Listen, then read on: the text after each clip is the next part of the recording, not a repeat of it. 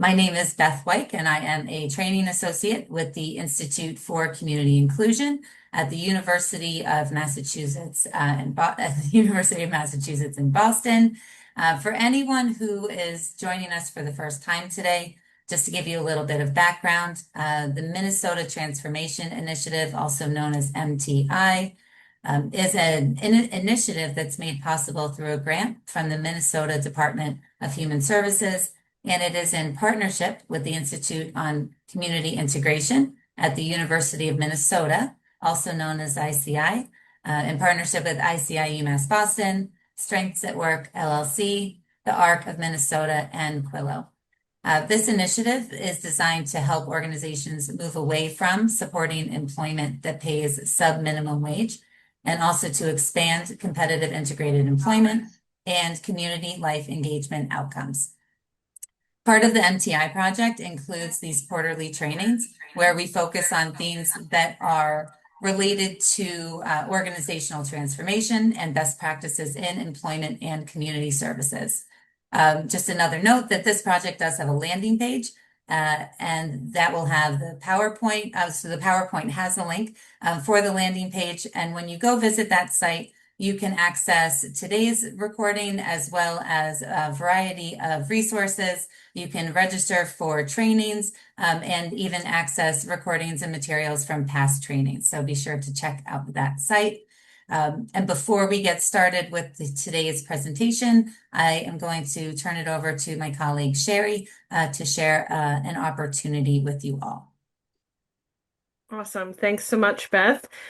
Just a quick note that MTI, in partnership with Minnesota APSE, will be offering an opportunity to sit for the CESP, or the Certified Employment Support Professional exam, during the first half of the Minnesota APSE conference on October 2nd.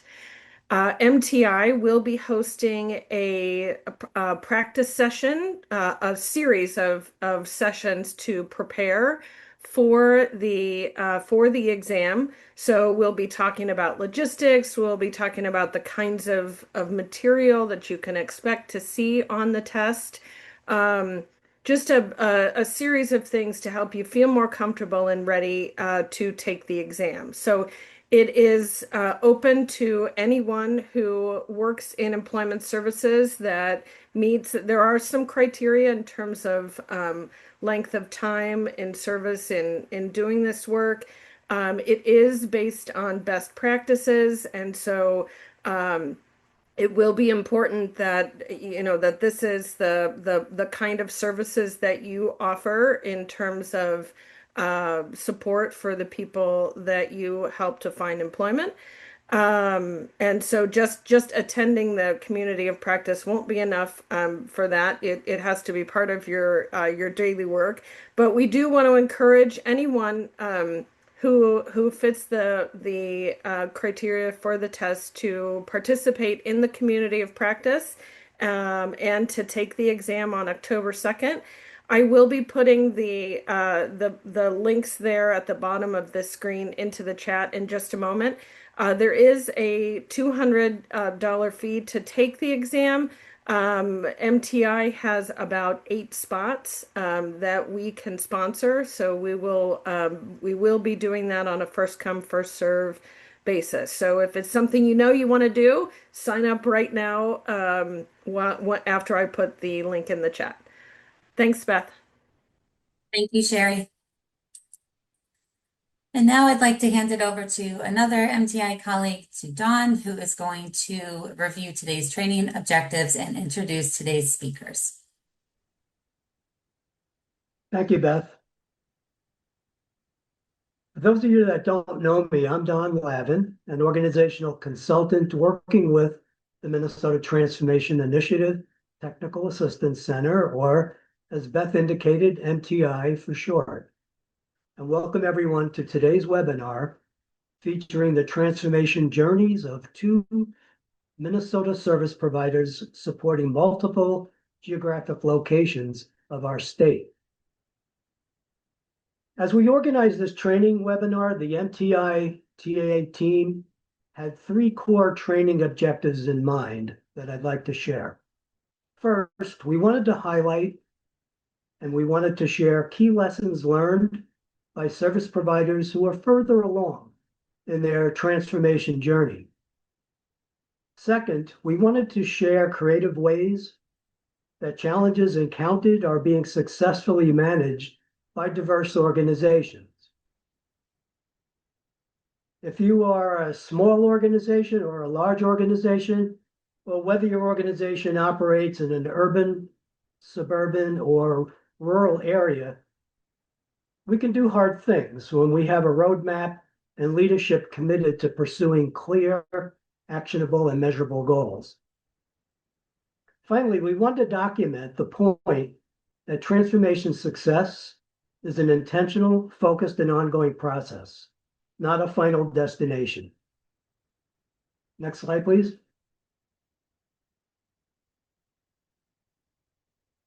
At MTI, we take a position that organizational change and systems transformation is possible for any service provider that follows a positive, researched blueprint for change. We know it takes an ecosystem of essential elements to guide and achieve success. This includes having a clear organizational vision and values, strong leadership, ambitious, measurable goals, observable changes in corporate culture, changes in business model and a restructuring of financial and other resources, adoption of evidence-based practices, including seeing people as individuals, not as members of a disability group, changes in staff roles and targeted training so staff have skills to carry out their work in new ways, building strong, effective partnerships with organizations and people, particularly those that share your new vision, and especially local business providers. Creating plans for focused education and engagements with all key stakeholders, such as family members. So we've invited a couple of organizations that are further along in their transformational journey in developing competitive integrated employment and community life engagement outcomes for the people they support in employment and day services. And they certainly have had to navigate some of the essential elements we're sharing on this slide. One of these organizations is small and operates in the northern area of our state, and the other is large, with services provided in a blend of urban, suburban, and rural geographic areas in the southern region of Minnesota. Both organizations began their respective journeys back in the year 2018 through their participation in the Minnesota Technical Assistance Project, fondly known as MNTAP. Can we change the slide, please?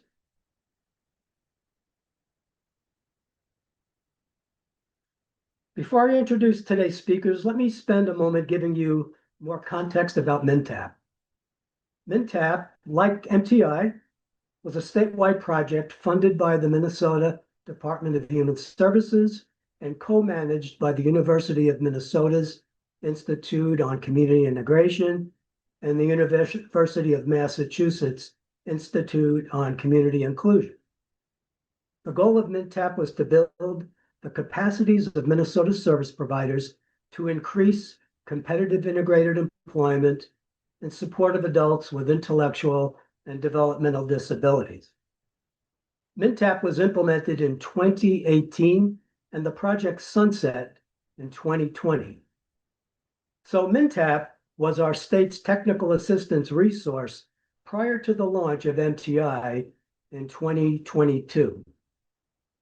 The MNTAP project supported 2 cohorts of 6 service providers, or a total of 12 organizations from all areas of the state. Our presenters today are 2 of those 12. The project was guided by customized technical assistance plans developed collaboratively with each organization, following an internal self-assessment process by each agency and recommendations flowing from site visits and interviews with the leadership of the organizations, their staff, and participants.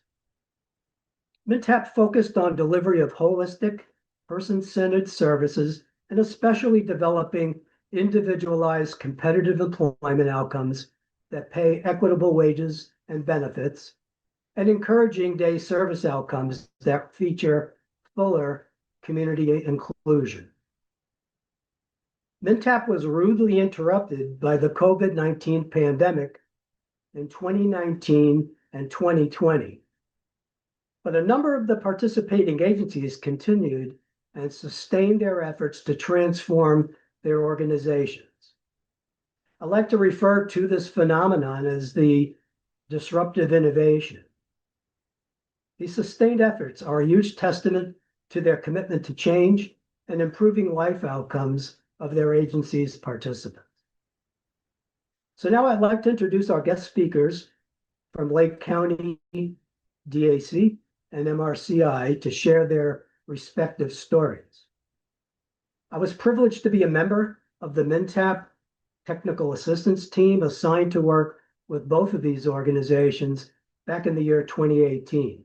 So I know firsthand that these organizations delivered the leadership, courage, and hard work that brought these organizations to their current place where they operate services today. From the Lake County DAC, we have Executive Director Michelle McDonald and Program Director Tina Walker. And from MRCI, we have the Director of Employment Services, Nathan or Nate Lawton. Michelle, if you don't mind, we would like to begin with you sharing some background about your organization. And if you don't mind, maybe you can tell us a little bit about what triggered the transformation process. Sure. Thank you for the opportunity. I was really excited to be a part of this. First of all, I want to say that it being a small rural organization and get the same accolades and cheers as a larger organization was really, really important to me. Some people may say, well, you only serve this many people and you only have to do this much. No, the first person is the hardest. So where we are, a little bit about us. We're Lake County DAC. We're a small private nonprofit licensed as a HCBS provider of day employment, pre-vocational and transportation services. We're located on the beautiful North Shore, about 25 miles from Duluth in Two Harbors, Minnesota. Our population is a little over 3,400 people. We are serving individuals from Western Duluth, all the way up to Silver Bay and everywhere in between. That means some of our folks are driving 38 to 40 miles one way to come to and participate in our services. Our census of people served has been as high as 36 and as low as 18. Currently, we are about 20. We add services, we add people as we successfully meet that last person services. We won't add anyone unless we have the team members and we have achieved the outcomes of the other folks. So we're slow to grow back after COVID, but we're still moving. Our mission is to support each individual to achieve the highest level of independence. That has been our mission for the entirety of our over 50 years of success. Following kind of the triggers, following the Workforce, I think it's Innovation and Opportunity Act, we were able to identify those who wanted community employment and needed to enhance our services, but we didn't know how to on an organizational scale. I might talk about later about someone who we asked everyone, do you want to work in the community? And I'm sure a lot of programs out there did that. And many people say no. There's something called informed consent, making sure that person understands what we're asking and understand what's available. So within that, we found our trigger was once we found that we didn't have the resources to ask the right questions, we didn't have the resources to start or enhance our employment services, because we had somewhat employment services, enclaves, and sub-minimum wage employment. So we knew to grow, we needed to reach out. And that's about it. I might have gone under time. Sorry. No problem. We'll pick it up in a little bit. Okay. Nate, would you like to tell us about MRCI and give the audience some context about your organization and what triggered the goal of transformation at MRCI? Yes. So MRCI's mission is creating innovative and genuine opportunities for people with disabilities or disadvantages at home, at work, and in the community. So kind of the history of MRCI. So MRCI began as the Mankato Rehabilitation Center in 1953. We were a provider of center-based employment for veterans with disabilities and victims of polio. So over time, MRCI just evolved, and we expanded our services to center-based employment to people with disabilities or mental illness. And then we would work at putting those individuals in community employment in the 1980s. Prior to COVID and at the start of our MinTap, we had physical locations in Chaska, Fairmont. We actually had 2 locations in Mankato, New Ulm, Rosemount, and Shakopee. So those were all our actual buildings that we had either owned or leased. Prior to COVID and start of MinTap, we also had over 430 staff. We had 5,000 individuals that we empowered. We held a 14C certificate until 2020. We offered center-based employment, enclaves, and competitive employment, provided adult day services, and we had an EASE program. E stands for Embracing Aging Through Social Engagement.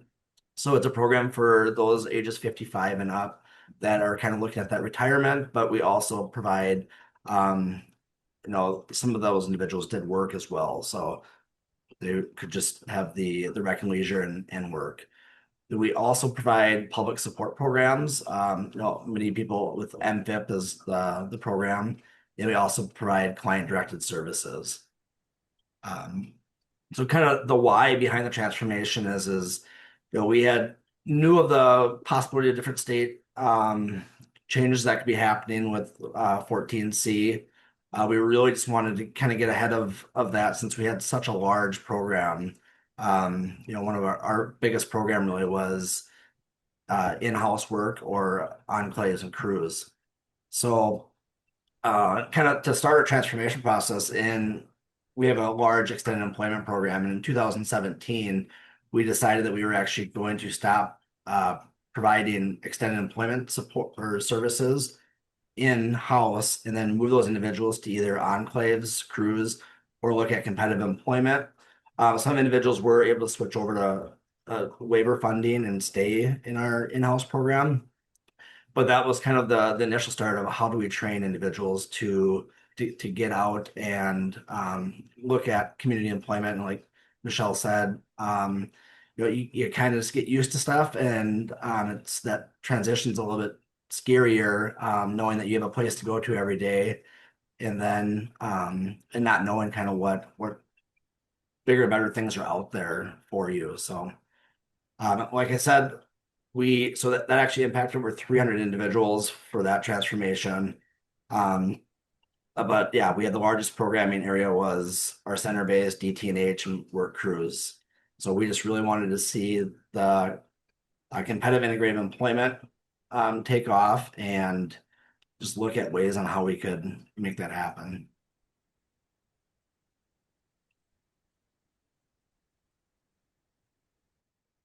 Okay, we want to move to our next question, and we would like to ask each of the panelists to describe their transformation experience.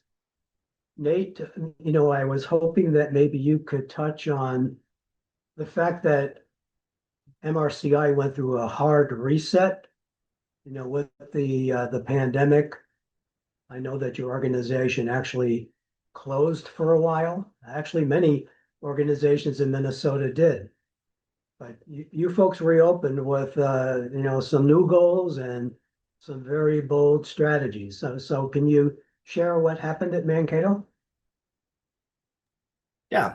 So our transformation process, when we had started MinTap, we were looking at a 5-year plan on how to get this enforced and kind of how we could get people ready to change where they were working and kind of their career goals. So kind of how do we educate people on the changes? So MRCI sent out letters to all client teams, notifying them of the MinTap program. So we got approval for the individuals that we had staff just look at their caseloads and determine who they felt would be a good fit for the MNTAP program, so we could start writing goals for them and then kind of work through our strategies. When COVID hit, we held virtual information sessions for clients, case managers, families, and providers. So we tried to at least monthly get online and let people know that we're still here, we're still providing. So we continue to provide employment supports the entire time through COVID. But it was just competitive, our clients that were in competitive employment at that time. So we also met with county supervisors and VRS to collaborate on processes to expedite incoming referrals. With the large number of individuals that we had that were working in-house and on enclaves, we knew that it was going to probably put VRS in a bad spot, is with all the referrals that were coming their way, and we were still trying to transition what this virtual work was going to be for all of us that were part of the teams in getting this to fruition. So we had worked very close with county supervisors and VRS, just so we wrote a process and then we could have that process so that everybody was hearing the same process to get through. And then we also consulted with our employers to promote hiring of individuals who worked on enclaves. So in the last article that was published, we had GC Distributing, the owner of that business, talk about for many, many years we had that as an enclave site. We never really thought of it as, well, you could hire these individuals on as well and then provide those natural supports, and we can help you with those natural supports on hire these individuals. So it's been a great success on getting that relationship built, and the business really trusted us that we were still going to be there to provide those supports if need. So that, and then what professional development staff training did we use? So MRCI held several planning meetings and trainings with staff to talk through the transformation and explain the direction MRCI was going. So our MNTAP group, we traveled to all of our locations and just said, this is what MNTAP is about. This is MRCI's stance on it, that we are going to work at getting individuals moved into different parts of their employment life. And, we had to get staff comfortable with it, and we had to explain the why we were going to provide those or change kind of our way that we were doing things. Due to the focus and large quantity of clients working in center-based employment, a culture was established. MRCI worked on being as transparent as possible and celebrated successes. So again, that's kind of what I was saying. We had to get around and we had to tell staff the why behind it and really celebrate those successes. So those that maybe weren't sure if this would be a right fit or if this would work, we wanted to show them that it can work. And the clients that would move through, we wanted to celebrate. They got hired at a job that they may have never thought of that they would move into that competitive employment. So we celebrated successes often. MRCI selected a sample of clients that we would focus on and track progress and transitioning them to the next step. The team members were involved in tracking and documenting progress. The client was making. Employment staff began training and customized employment to assist in learning new approaches to place clients in jobs that best fit their skills and interest.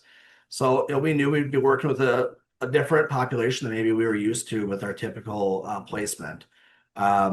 We needed staff to be more open-minded and just take into different processes and skill levels to find these jobs that maybe at one time were you'd look at the jobs boards and you'd find jobs through that, where we really wanted to get our staff trained better in being able to make those cold calls and doing business tours and just being able to be more comfortable with those cold calls. What other program changes did we make to support our goals? MRCI created training curriculum to transition individuals from center-based to enclaves, and enclaves to competitive employment. So we just created these bins of different skill levels, and then we also would do different projects in these bins to just kind of train, if you were going to work at a hotel or if you're gonna work at a nursery, daycare, what skills those would need, and then basically each site had these training bins that they could pull out and work with individuals. We applied and we were a recipient of the Employment Provider Transition Grant, EPT, so we used that to expand our services in Waseca. We had more staff in Carver, Scott, Hennepin County, and then we added Rice, Steele, and Dodge County to our areas of service. So a lot, we had met with counties and we knew that these services were needed, so we we applied for the grant and were able to get that to help kind of take care of some of those initial expenses on that startup to get going and keep that maintained. So once the decision was made to close center-based employment and enclaves, MRCI expedited serving those affected by the closing of center-based and enclaves by using employment exploration and serving them in groups of 4 to help transition them to competitive integrated employment. So through COVID, we had our building still that we would mark off different sides of the building to keep the social distancing in place, but we use exploration to get these individuals that once were in-house programs or enclaves, and we use that employment exploration through the waiver to do basically some curriculum-based activities and then do different tours of businesses. We actually had one individual that did a tour of Hy-Vee and for exploration and was offered a job on the spot after our tour. So that was a huge success, and we celebrated that, and that was kind of it helped get that momentum to keep going. That let's keep doing this and let's get people ready. And these employers are great to work with. So.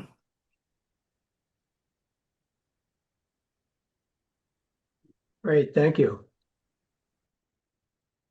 We move to the next question. Okay, That's on it's me. late. Sure.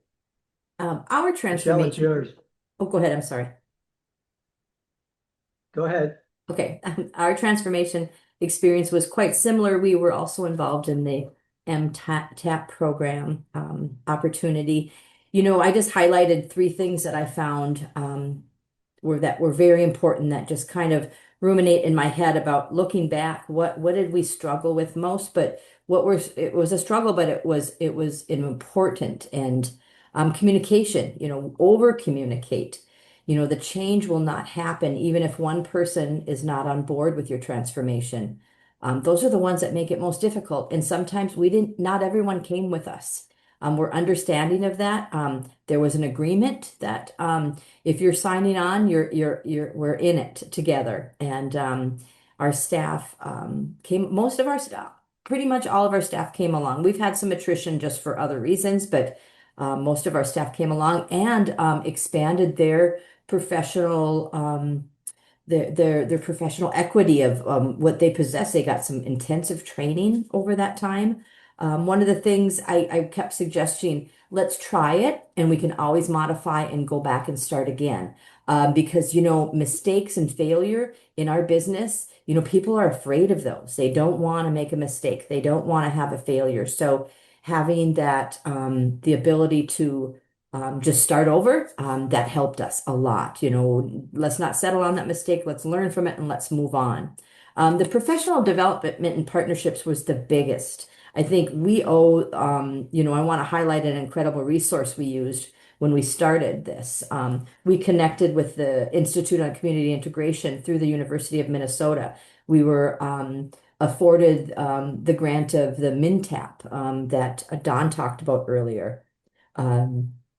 And there, if you go to Google that site, the Institute on Community Integration through University of Minnesota or Mass, the UMass, and there's enough information, data, and encouraging stories on their website for any organization to be successful in transformation. We were fortunate to be awarded that technical assistance through them early on. It was about late 2018.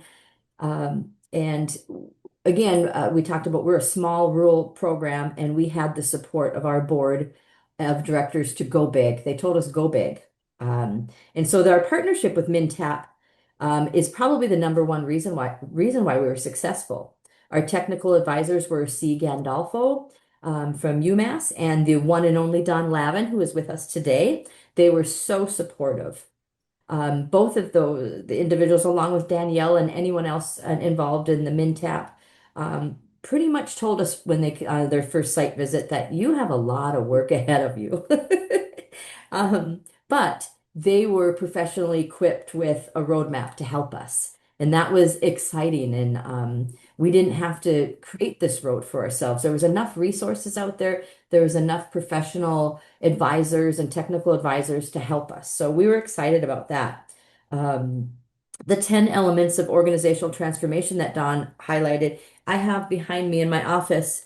It's somewhere prominent in our building at all times because it is a part of the roadmap to success. If you're thinking of transformation or already in it and you have not heard of the elements, look them up. We call it our beacon or our North Star for success.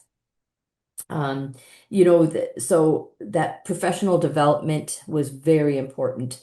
I talk about don't get stuck in the weeds or try to reinvent, because there's enough resources out there that you don't have to create it yourself. It's out there. It's tried and true and proven. Along the ways too, we were able to add a lot of terminology and a lot of basic skills through the MinTap program too. I talk about the impact on our budget. Employment services are paid at a higher rate and will increase your budget. So be ready for that. We were in a contract with our local county, Lake County, to provide labor services for a county-owned recycling center. We had up to 11 individuals working on the enclave there. We provided labor services to process large quantity of recyclables that the public dropped off daily. Revenue from this partnership was just under $90,000 a year. This was a huge amount of money that we would be walking away from if we decided to transform. We dug in and crunched the numbers. It came out that leaving this contract would allow the people we work with and serve to work up to 5 days in the community if they wanted to. While we were in the transformation, some of the people we served were working there, but also working in the community at integrated community employment. Once we pulled the pin and moved away from that, they immediately shot out to 5 days a week in the community. So, we were stuck. We were stuck with this partnership we had for over 40 years, and we saw the value, but we also saw that it was impacting us greatly in our ability to move people into competitive employment. Let's see. Some of the things we did during the transformation was we created information and training for the individuals we serve. We had a local consultant come in and run a class called Take Charge of Me, and it was a job readiness. And I might talk about this later. We sent off two of our team members to customized employment training, and they went through intensive week-long plus training and came back customized employment specialists, and were able to add to this process of success. We're still in the transformation, of course. There's still a lot more to do, but again, some of those anecdotes and stories I share is because I want to make sure people understand that there is a roadmap. There is lots of details and data out there and ways to be successful. But it's up to you to create that. And it's a very fun process. I've learned a lot. I'm so proud of the team that we have. We did have some people that were very nervous. We'll talk about that and the challenges. But they're just like, we didn't believe it at first, but wow, the success is incredible. So celebrate those successes, those small baby steps. So thank you. Okay, next slide. Michelle, we're going to go back to you. You started to talk about some of the challenges that you encountered during the process. I like to tell people that I'm consulting with that corporate culture is the secret sauce. It really helps you address a lot of the ups and downs of challenges, and you were starting to talk about that. Can you continue to tell us about it? Certainly. If you can go to the next slide. Thank you. So our challenges, they were many, when you first start out in anything, your challenges could be your demise. But we had the Don and C and everyone else with the MinTap behind us and cheerleading us and many were skeptical of how to get there. That was even our community was skeptical. How can you fire all those folks and then try to get them jobs in the community? There's no jobs. We've heard all the nonsense. So, but it was that going back to that communication, clear communication. People were able to understand it more if it was coming from the individual. So try to get your individuals that you serve in the forefront. Get them on Facebook, get them on Instagram, get them in your newsletters talking about their job of their successful jobs or their what are they doing to find that job? It's powerful. It's very powerful to have those folks involved. How could we involve the community? We created an inside out volunteer squad where people we served became involved in the community and volunteer activities.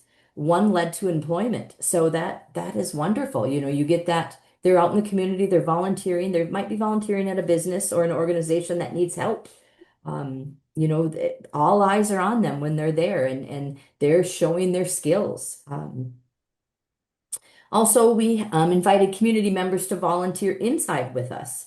And we are fortunate to have two of those community members who schedule themselves weekly and provide club activities. One is a book club and one is a communication club. So when you have community members in your building and they're seeing the positive steps you're making and the success you're having and the overall satisfaction of the people that we serve and that they're engaging with, they're going out and they're talking about that. They're talking about that with at other places that they volunteer at. They're talking about it with their families or their businesses or places that they frequent. So getting that community in, getting that community on board, getting those positive elevator speeches out. While we are creating these partnerships in the community through volunteering, we talk to area businesses about what they're looking for for an employee. We came up with the tagline, "What are your unmet needs?" when talking with the community members. Offer community employers, often community employers shared job duties they just couldn't get done. And then we were able to match them with an applicant to fill that void. So asking, when you're out there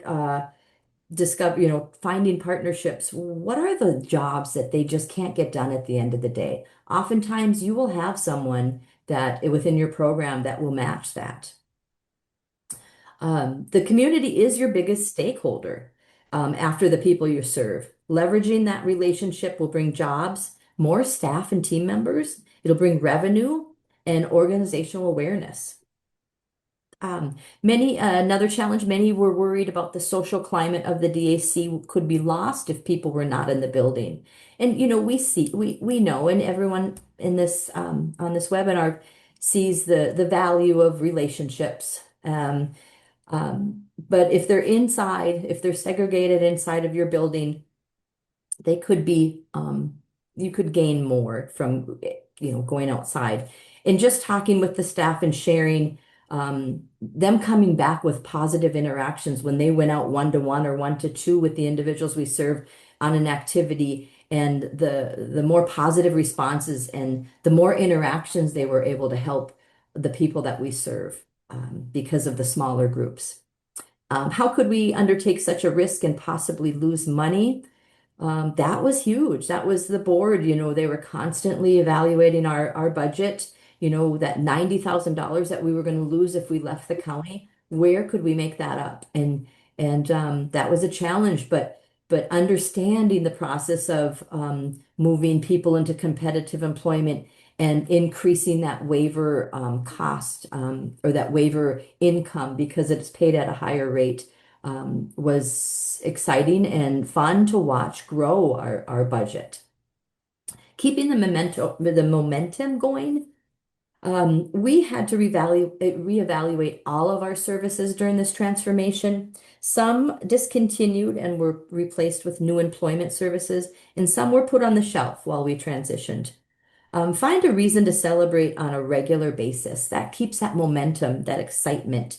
Minimum of once per week. If I can suggest sending out an email to all staff I used to send out emails on what we know for sure. I'd kind of put that in the subject line, what we know for sure. And that I would share our successes for that week, where we were, where we've come from, and where we might be going next week.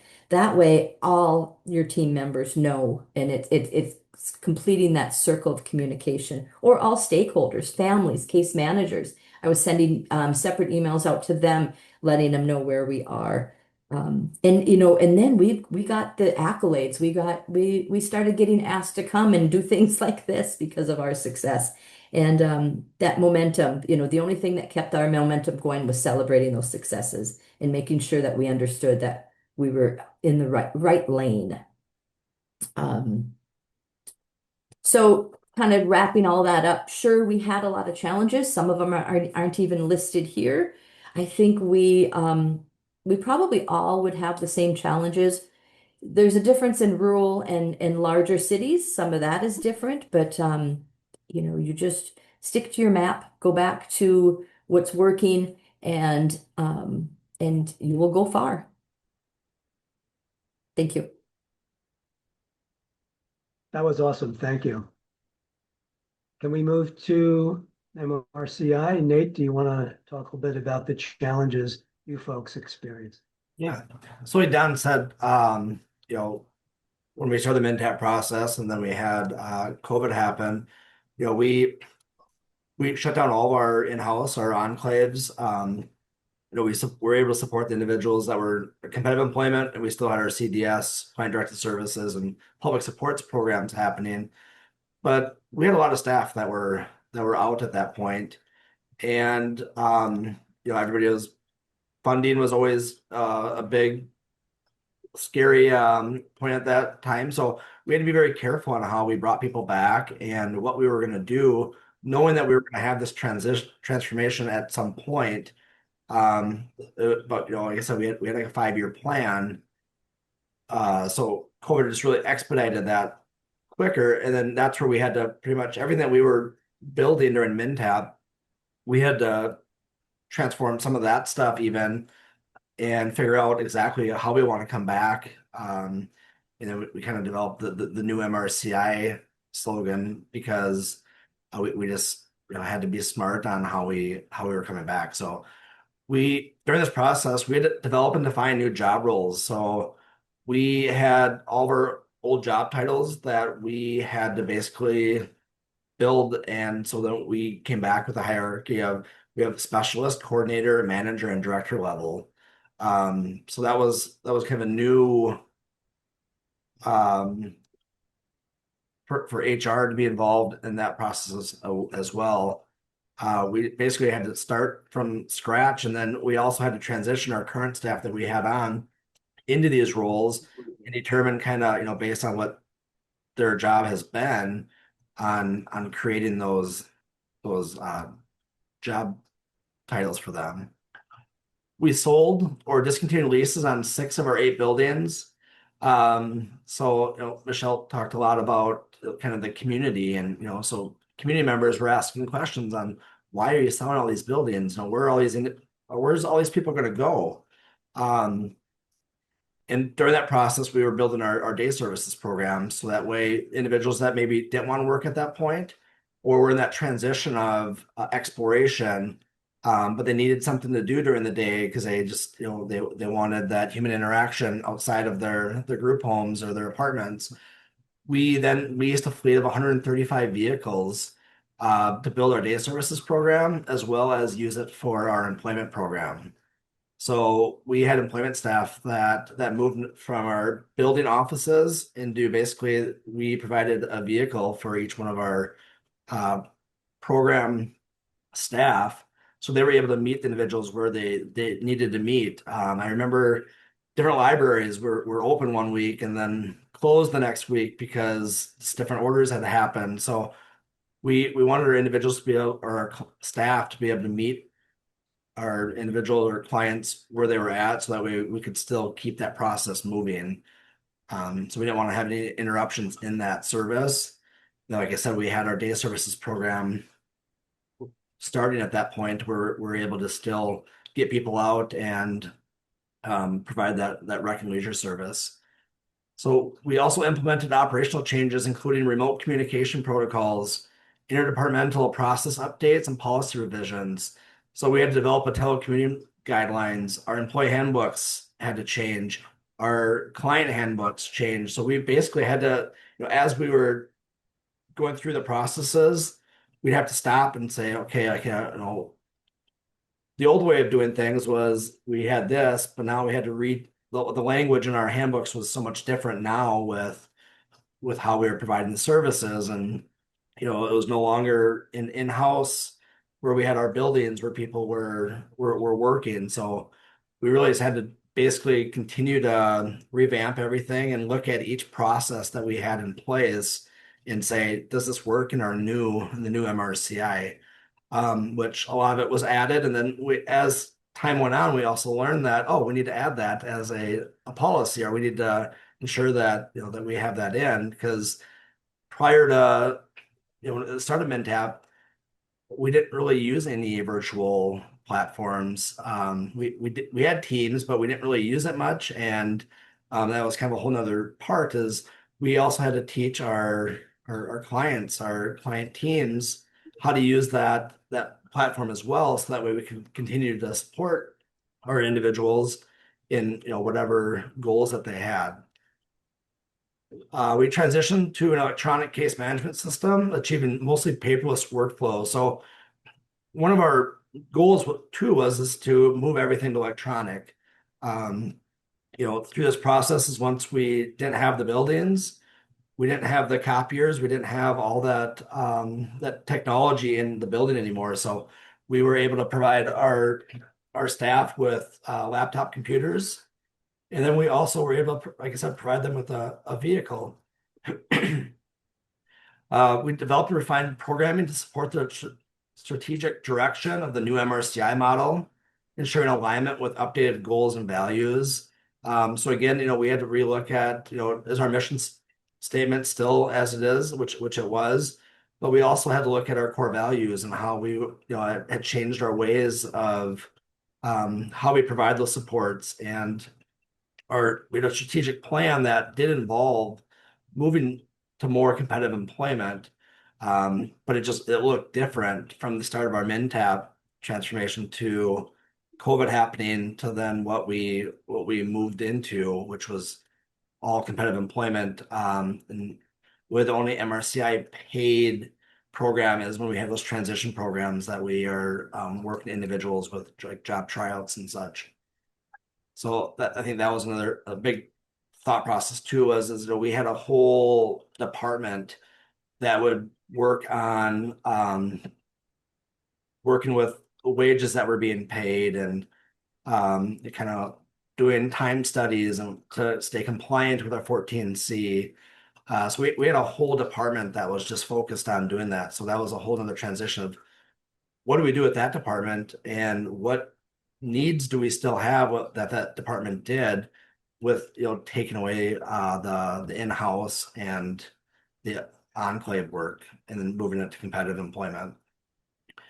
And also, like Michelle said, we had community members, we had the clients, the teams, funding sources, just kind of really concerned with what direction we're going in. Is this going to work for everybody? And it's hard because it's to find a one size fits all approach in this industry it's really complicated to find that because there is a lot of one-off situations.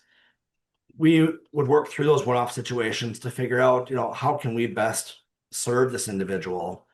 We also created a virtual platform for a day services to still get people involved and they could see their friends and they could do that, but it was also during COVID and we had to have our safety in mind as well with that. So, we provided a lot of just kind of clubs that people could join and still have that social interaction. Um, with the little bit of the bottleneck that we would have in getting people moved through, we still needed to have a spot for them to still have that socialization and keep that momentum going. Because we learned from a few people that if you let enough time go in between kind of that transformation, that transition, that some of that momentum can go away, and we got to keep that going. So we really focused on just keeping people going and providing services in whatever capacity we could do to keep that going for them. Nate, could I get you to address something? I know that when we talk transformation, there's always concerns about people being left behind. And while I could pick out a lot of things to discuss here with you, you did a lot of excellent things at MRCI. The one thing I remember is that there was a team tasked with looking at public locations where they might have change tables so that people with high support needs were not left behind and they actually had an opportunity to be out in the community. Yeah, so we had worked with some counties to get some funding to provide these places to go. So some of the counties actually offered up areas within their buildings to provide these services. And the other part was too is just working through having some of their staff at home to come in to assist in different ways to provide to keep those services going, so it didn't prevent them from coming into like our day services program or employment.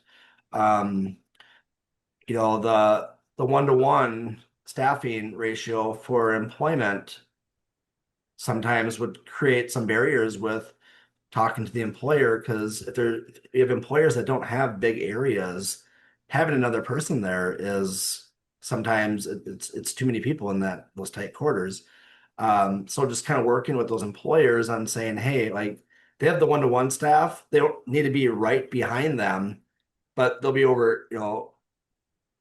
they'll be within arm's length, or they'll be far enough away to where they're not in your way and your staff's way, and still letting the client do their job. So that was probably one of the biggest challenges that we saw is serving that population that would need that 1-to-1 with them at work. And we worked with a lot of employers that just kind of knew what that 1-to-1 really meant. And it wasn't just behavioral, it was medical, it was different things, or just there to help with directions. That we had some employers that they said, no, train us on how to do it. We'll be those natural supports. Just show us what we need to do, and we want some training in the beginning, and then we want to fade that out. So we had quite a few folks that were 1-to-1s that did move out of that 1-to-1 because they were in a supportive environment that the team felt that they could let those 1-to-1 supports go, and let them work. So Awesome. Thank you for sharing that. oh, We can move ahead to the next. So now we'd like to ask each of you, can you tell us where your organization is at today? You've talked a little bit about what you've accomplished, but what is there left to do? Nate, can we start with MRCI? So MRCI today, what's changed? So we currently are operating with about over 200 staff members. We underwent a significant cultural and mindset transformation across the organization. Again, we had a large in-house work program, and we had a lot of enclaves and crews. So really just working within our staff culture to that, with enough supports and training, we can make big things happen for these individuals. We're no longer a 14C certificate holder, and I mentioned before, in 2020 we let that go.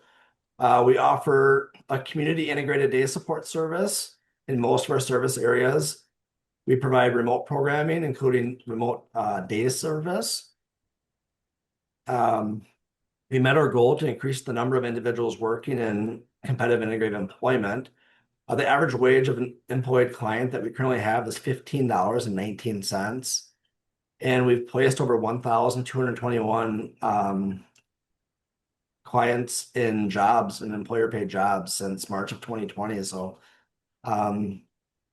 it pulled that number and we were just kind of in awe that that's a lot of jobs that happened in this time period. And how would that have happened before if maybe we didn't have this transformation in mind? Would we still have our in-house workshop size that it was, or people working on crews? So seeing the wage of 15.19 and seeing our individuals out in the community spending money, and we talk about how it's such an asset to the community as well that our individuals are making more money now, and because like all of us, we're all taxpayers too, so we all give back to the community in some way. So that was a good point, success that we continue to celebrate.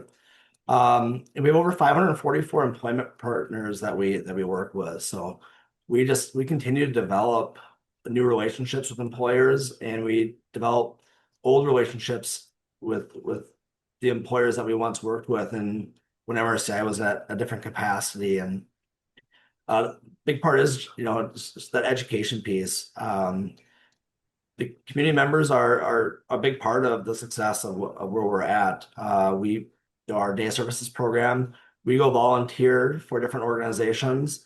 We also get volunteers that come in. So I kind of look at myself going into this industry. I know I didn't really know what MRCI was. I'd gone to the mall sometimes and saw individuals cleaning the tables at the mall, and that's kind of all I really thought of MRCI as, because I knew nothing about it. I had limited knowledge of even the people with disabilities and kind of what that world looked like.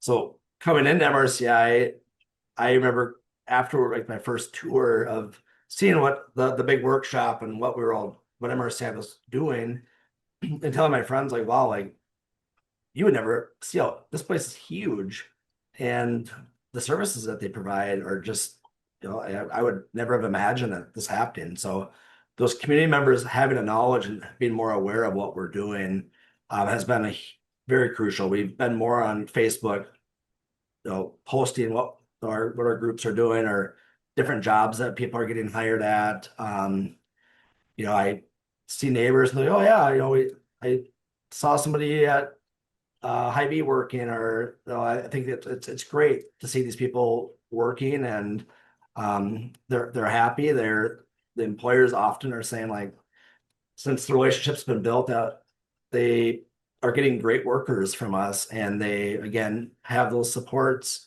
from our staff that if they have a question, or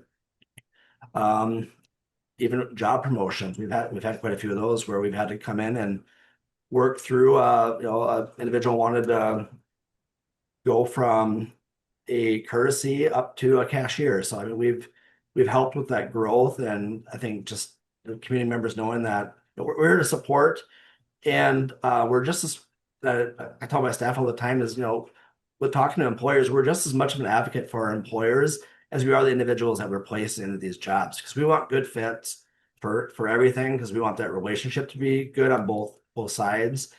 And it just you can tell when that relationship just fits within the employers that they're working with, or those individuals that are coming in and volunteering and seeing what we're doing. Do you have any big goals left that you're pursuing at this stage? At this, we are just kind of looking at service areas that maybe would be also with the business side of things that would be appropriate for us to grow into. We're just kind of working through some of the current barriers that have kind of been placed with different state budget stuff. So we're just working on getting people placed at this point, and looking at the individuals that are especially in our day services and promoting more of that employment because MRCI is still employment first. But we want to keep getting and spread the word of getting a job to all of our individuals that we serve. All right, thank you, Nate. Can we move now to the same question for Lake County DSC? Sure, I'll have Tina read this slide and I'll expand on it when she's done.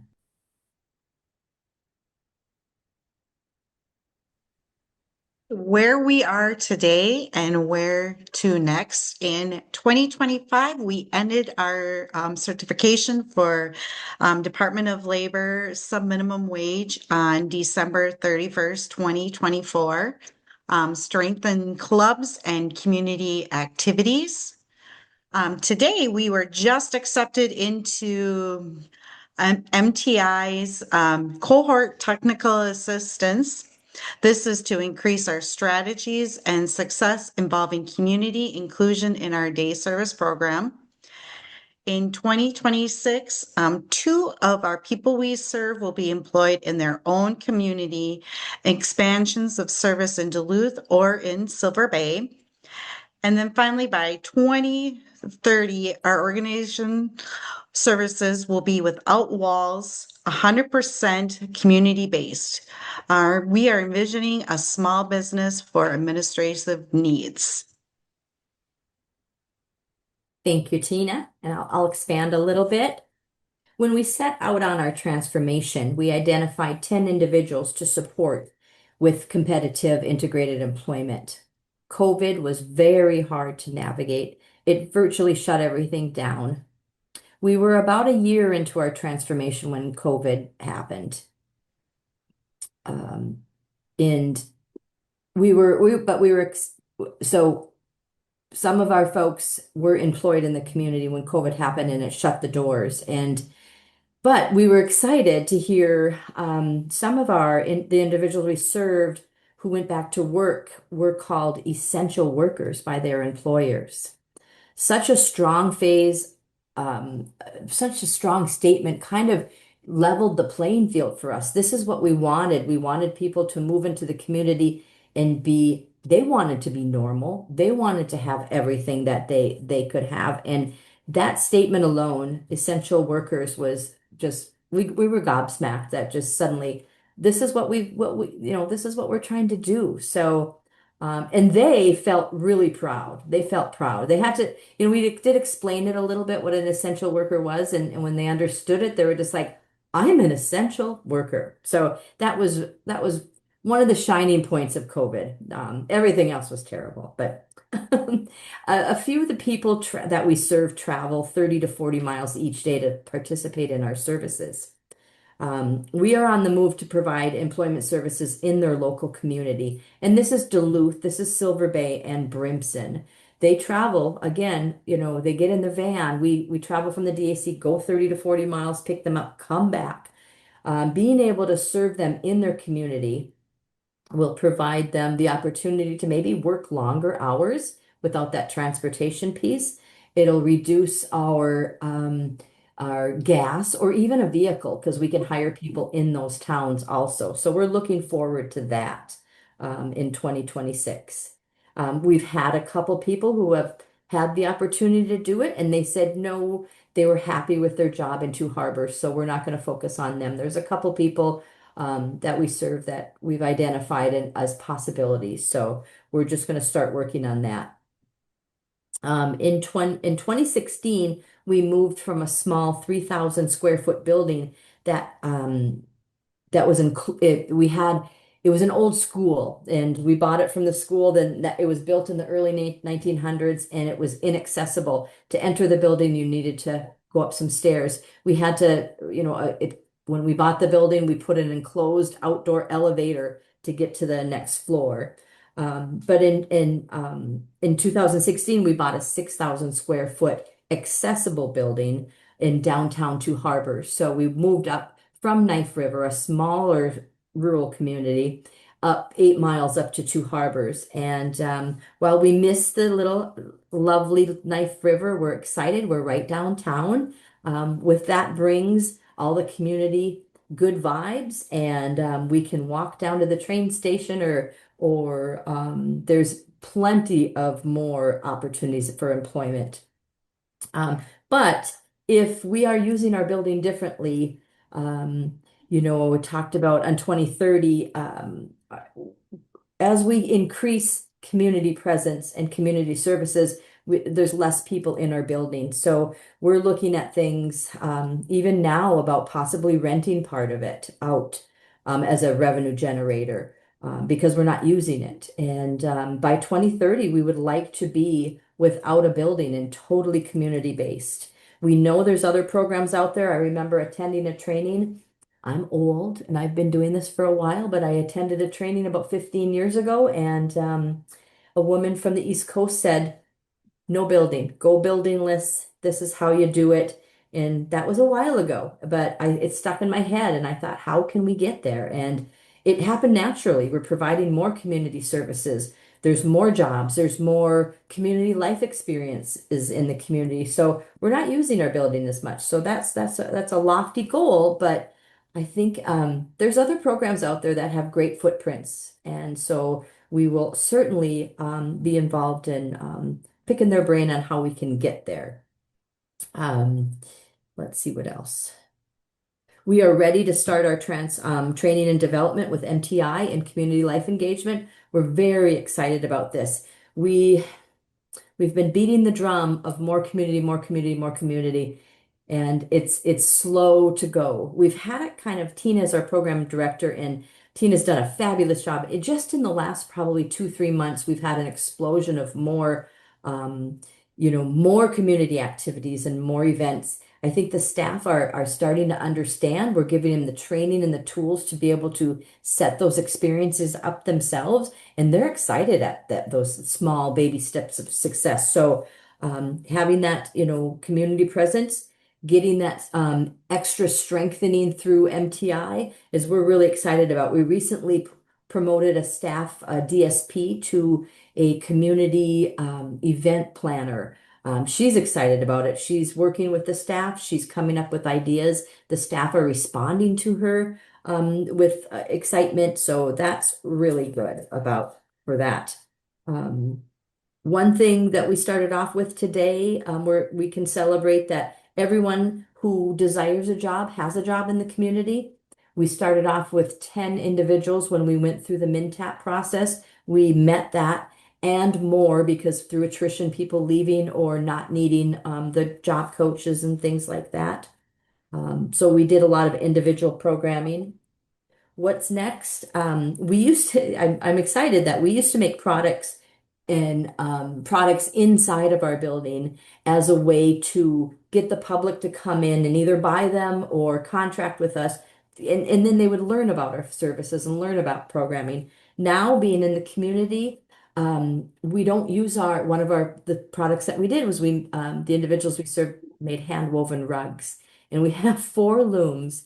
And when we stopped our 14C, which that's how they were paid by each row, we stopped that and we stopped weaving. But I said, let's not get rid of the looms. Let's leave them because people may have some time and they may recreationally want to make a rug as a present or a gift. That's been January 1 of 2025. They didn't have the opportunity to make rugs for payment. They had the opportunity to make them as recreational. No one has made a rug. And I was sad at first, but then I realized they're too busy.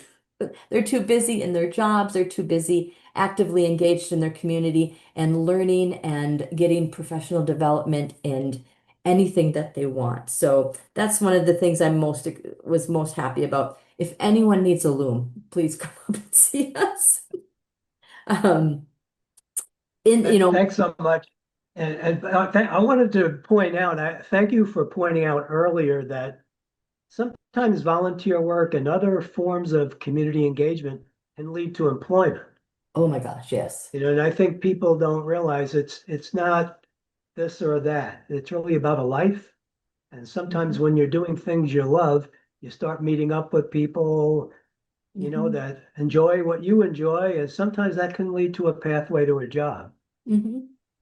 Yeah, and I also, looking back, one of our employment specialists, Tracy, worked with a local business for over a year. And what was happening was that she would go in and she would talk about unmet needs and close to finding a person for a placement. And then that manager would leave and it was like starting back at ground zero again.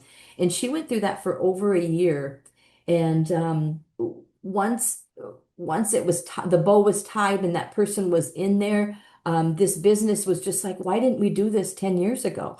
So it's amazing the just one step at a time. And that's for the businesses too that are hiring. They're looking for people. They're struggling for people. And we have the people. We have beautifully trained and competent and skilled workers, and it's just about matching them with the right circumstance.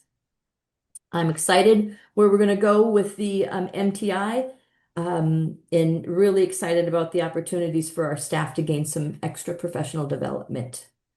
If you have any questions, just let me know. Well, we're excited you've applied.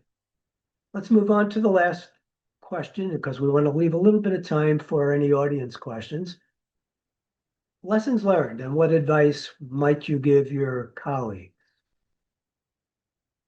And let's see, I believe we're starting with you, Michelle. Looks like I'm first again. I've given just a brief information on slides, and I want to give more anecdotes and stories. This is Todd. Our lessons learned: success happens one person at a time. Todd has been a program participant for over 30 years. After high school, he attended a program in Brainerd and then found it to be not to his liking, returned home and entered our services right out of 6 months out of high school.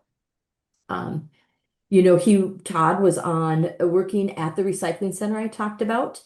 And out from that building, we operated a chore crew service. The chore crew service provided lawn and snow removal services.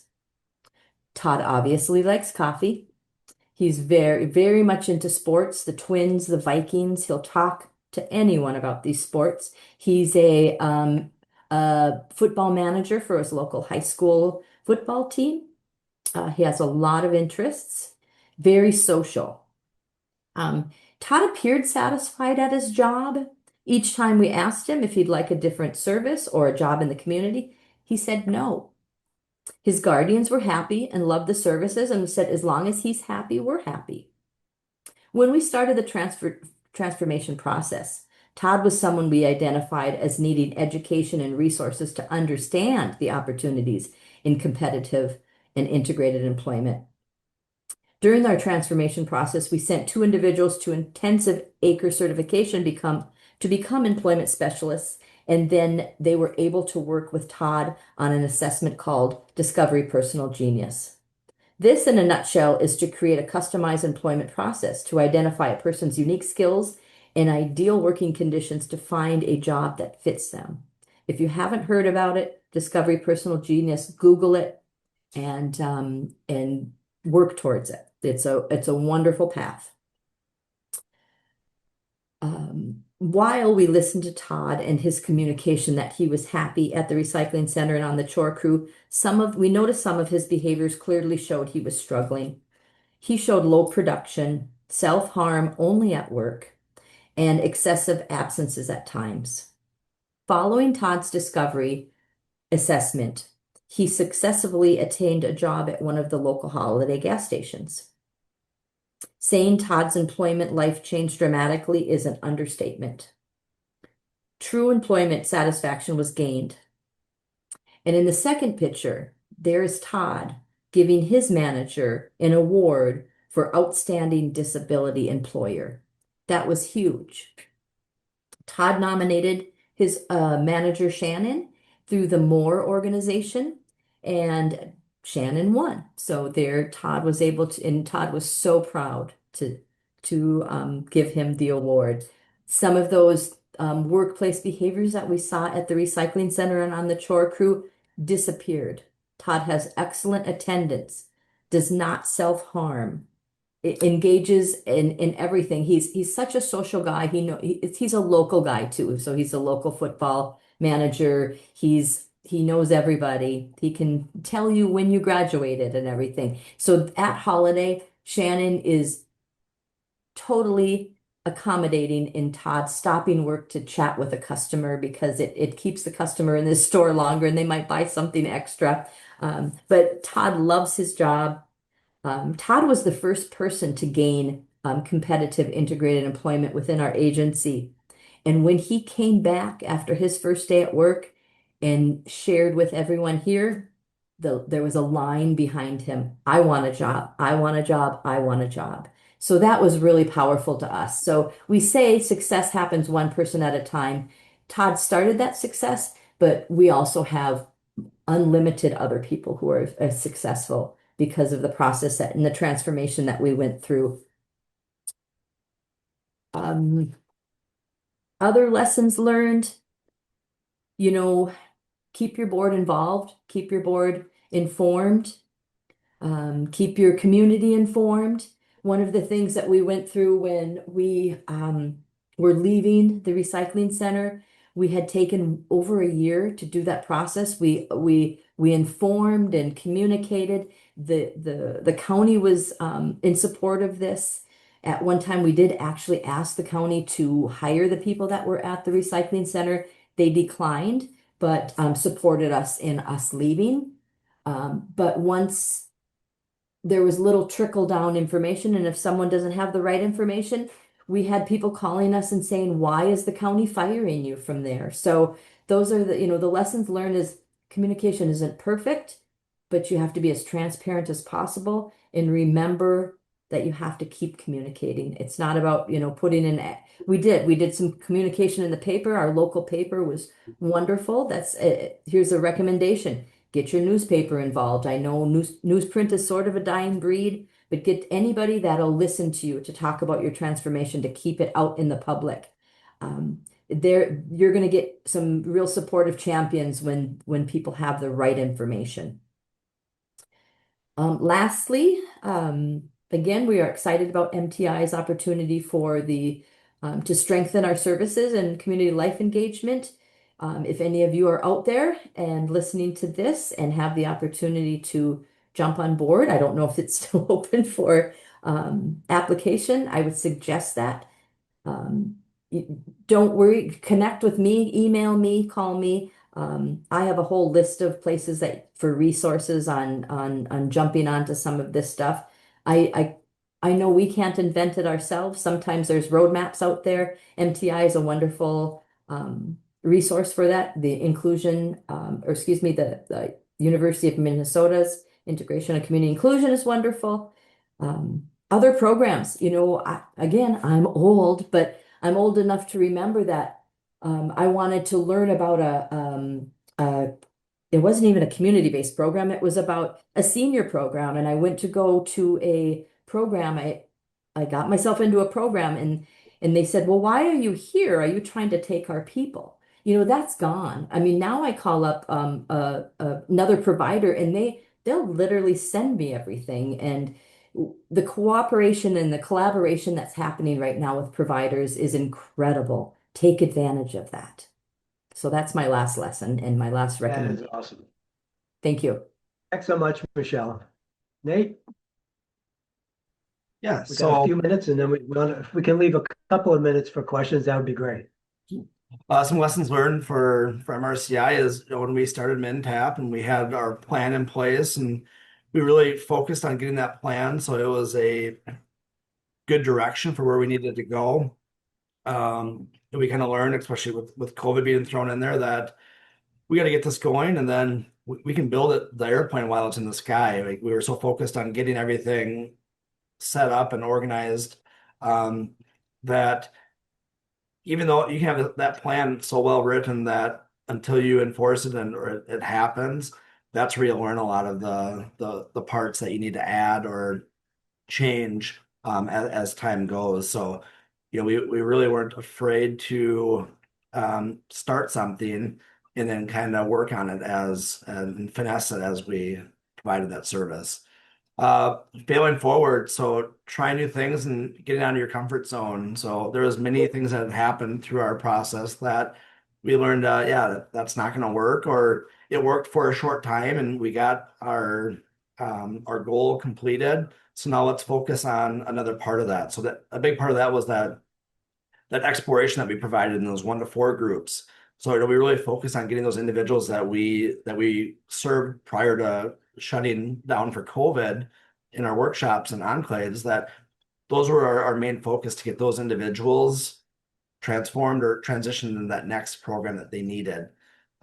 So we really built that program knowing that it wasn't going to be a long-term thing, but it did its job and we were happy with the results of it. So we just kind of continue to grow from that.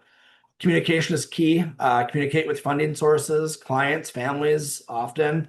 We always say, people need to hear stuff 7 times really. So we put out, in every possible way that we could, whether it was on Facebook or inviting community members to join a virtual platform, or the newsletters that we're sending it out. We kept that same message throughout, so we didn't confuse people, because you have a lot of different people that are trying to, read what's happening. You have some biases that are added in there. You have people that just don't know what we really do on a day-to-day basis, that having that same message throughout, and having that message be familiar to those that you're sending it out to, was a big part that we try to do, so that way we kept people on track with what we're doing. So we just continue to improve our programs, and we take every opportunity that we can to evolve and change as the time goes. Just a quick success story. We have Brady here, who worked on an enclave at a hotel. He, for 3 years now, have been in Olive Garden as a busser. And I think one of the key points to take away from this is he prefers the restaurant job where he earns higher pay, performs his jobs independently, has more flexible opportunities to sit down when he needs a break. So, I mean, that's, a lot of the times that we hear people worried of, I don't think that a competitive job is the right fit, because they need those certain supports. We have a lot of success stories that would prove that wrong, and that with the right supports and the right employers, really anybody can be successful in their employment. So Awesome.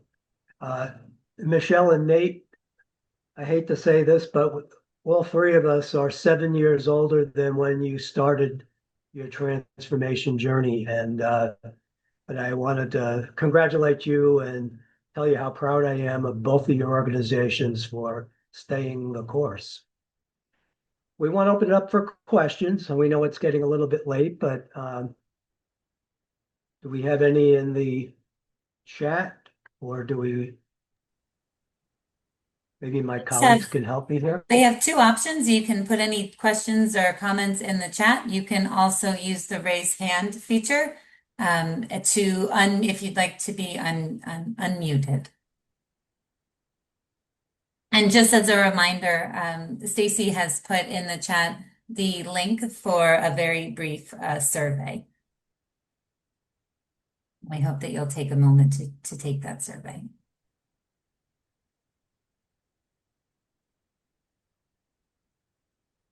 We'll leave a minute and see if anyone has any questions.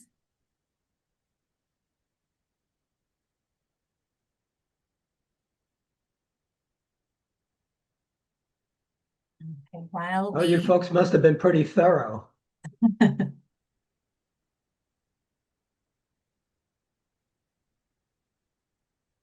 I will just note that let's see here. The survey link is in the slides, and also just so that our next date for our quarterly training is going to be November 20th. And so stay tuned for some more information about topics and presenters for that. And without seeing any questions, and Don, I don't know if you had any follow-up questions. That was very comprehensive. Maybe just one last thing, and I will direct this one to Nate. Nate, my recollection, and correct me if I'm wrong, but after Mankato came back from the pandemic, is it true that you had your staff reapply for their jobs? You know, given the new direction that MRCI was headed.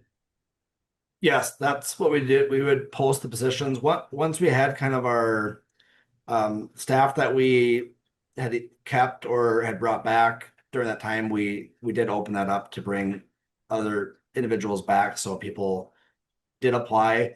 And I actually we just had a staff that reapplied just a couple weeks ago that we hired back on too. So you know, we continue obviously as we have openings to bring back our staff that want to come back under the new MRCI. So I'm not recommending this as a strategy, but I maybe just pointing out that sometimes the challenge of transformation is bringing folks along who really don't want to be a part of the future. And Mankato had the opportunity to accelerate bringing aboard the people that really wanted to be a part of the new MRCI.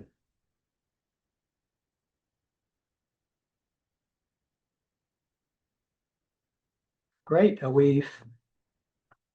I'm trying to look at the questions here.